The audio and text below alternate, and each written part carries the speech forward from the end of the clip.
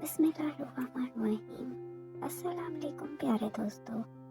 आपको हमने Rana resort and safari park की सैर करवाई। उम्मीद है आपको वो वीडियो अच्छी लगी होगी। आज हम आपको Rana resort and safari park में मौजूद जानवरों और परिंदों के बारे में बताएंगे और आपको दिखाएंगे कि यहाँ पे कौन कौन से जानवर और परिंदे मौजूद हैं। आए देखें, यहाँ पे मुख्तलिफ़ किस्म के परिंदे और मुख्तलिफ़ किस्म के जानवर आपको देखने में मिलेंगे। मुख्तलिफ़ नायाब जानवर और परिंदे यहाँ पे मौजूद हैं जिनको आप देख सकते हैं।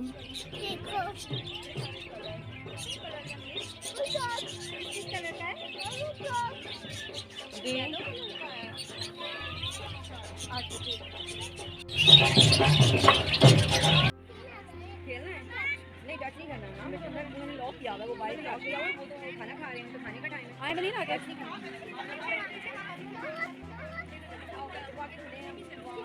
ये क्या है?